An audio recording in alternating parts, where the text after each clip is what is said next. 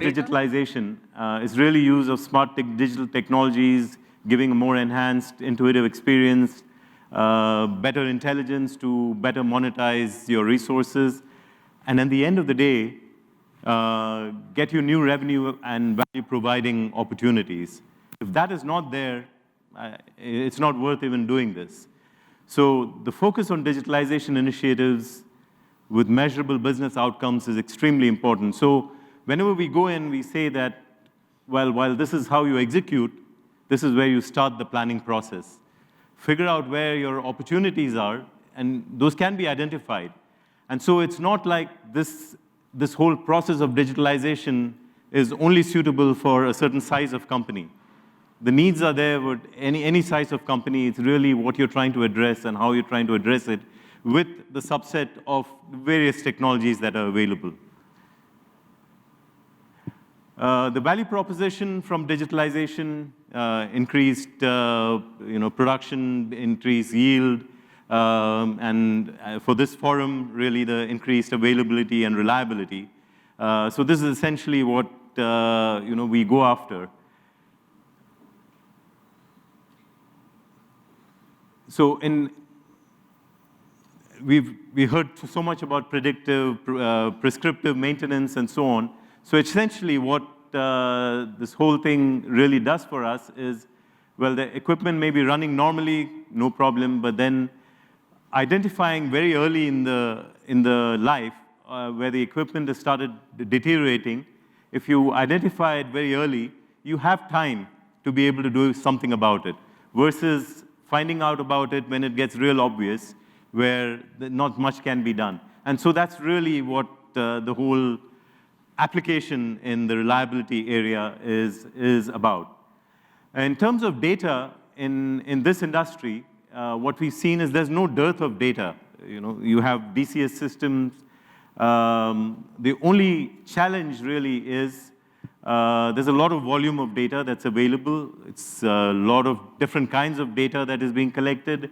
And the key challenge is the veracity of the data. There are a lot of errors in the data. So when people say that, hey, if I have to use machine learning, I need very accurate data, never happens. So how do you work around that? How do you work in spite of that? And that is the key digitalization challenge.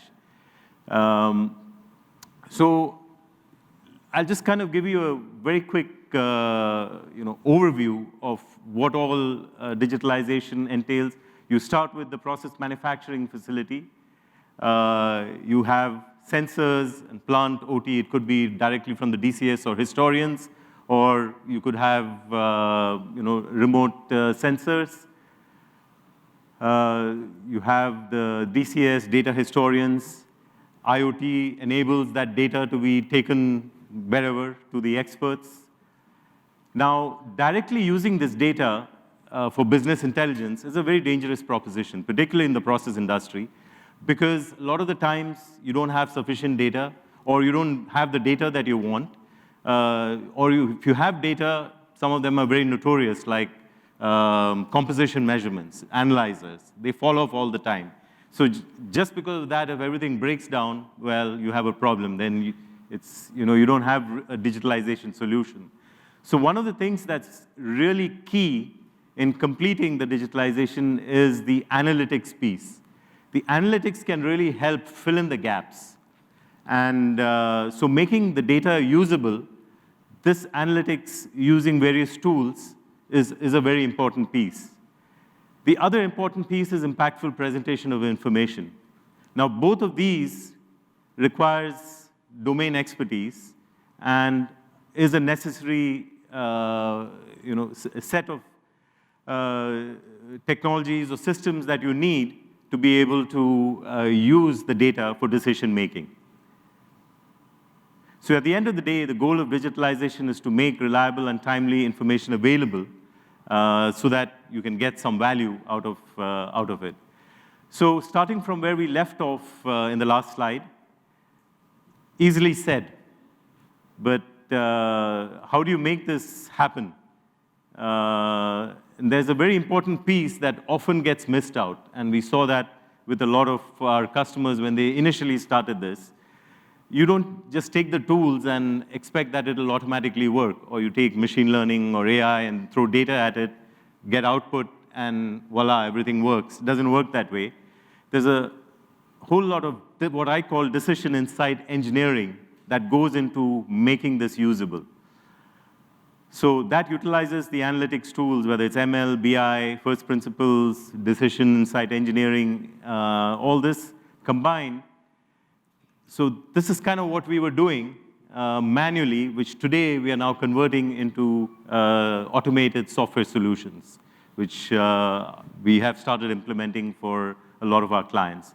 So what you get out of that are overall performance overviews, which you can hang your hat on, reliable, because you've sorted out the data, efficiency, and of course the reliability.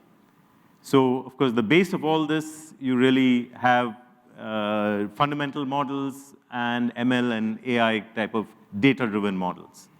So that's streaming data and batch data, both being used. Just elaborating a little bit on what decision insight engineering, and a lot of people oftentimes miss it as something that is very easy to do. Well, the objective of manufacturing teams is to go from point A to point B with certain key performance indicators. Now, you have a lot of tools that we've all heard of, ML, BI, AI, IoT, a lot of tools. But the tools alone don't do the trick. You need to convert those into solutions using the data, and this is very important. Domain knowledge, software engineering, data science, it's a combination of these that go as part of the design insight engineering. And you have decision insight software that comes out of it, which is a solution that really gives you the augmented intelligence that is directly usable, which will enable the manufacturing team. At the end of the day, it's the manufacturing team that has to really implement and deliver. But this in the background is really what facilitates it.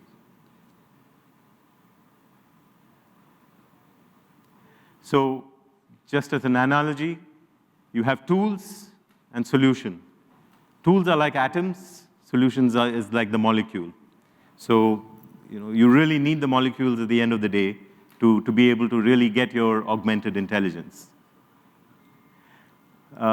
This whole process of having analyzed, taken the data, processing the data, doing the interpretation, doing the relevant analytics on it, and then coming up with intelligent this whole process is really, as a company, it helped us really be able to build solutions of this nature and provide the augmented intelligence that is required for customers who implemented this.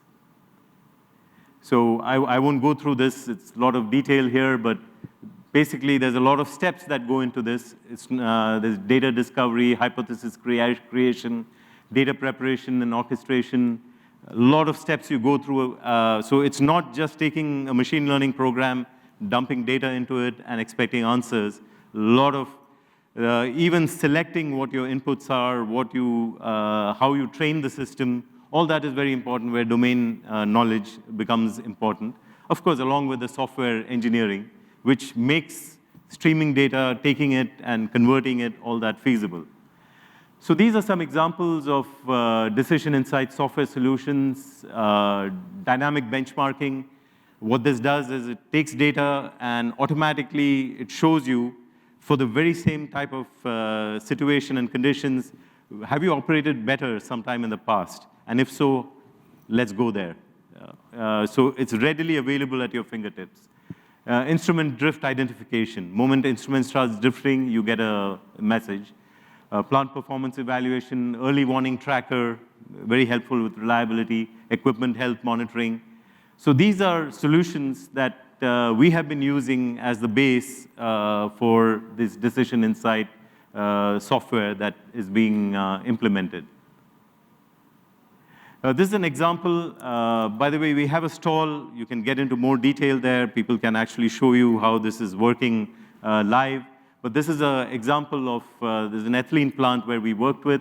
There's a dashboard that the operator sees, and by exception, he gets to see which part of his plant he needs to go focus on, where it's red. He can go drill down. I won't get into detail. You can get a lot more detail, and you can drill down into the equipment and see exactly where the deviations are, and it gives some kind of a recommendation. Hey, this is where it's your problem is likely coming from, and this is the possible fix. So at least he has something that he can start working from a different level, and then start implementing it. So we've done this kind of thing with different clients. The gasifier, the pertinent thing here, it enabled proactive maintenance, 7% improvement in asset availability, 30 days alert versus 4 days to take proactive action for a lot of, and this is a highly mechanical system, the gasifiers that you have, a lot of moving parts. And so this is something that came out. Some of these applications have happened, like I said, in the midstream, oil and gas field, ethylene plants. Everywhere, like I said, since we always started from knowing what the benefits could be and working backwards, we're always assured of the benefit when you actually go and implement the final solution. So earlier today, we heard a lot of people saying that, yes, analytics is a very important piece, absolutely, because that's really what takes you to the, what you're really looking for from the digitalization. Just getting the data and making it available, yes, it gives you the start, but analysis and analytics, how can you automate that? That is really where digitalization needs to be taken through. So to just highlight some of the concluding remarks from what I was presenting, these are key learnings that we also gained through some of our experience. The key objective of any digitalization initiative is to realize new revenue and value, rather than just doing it for the sake of implementing a new available technology.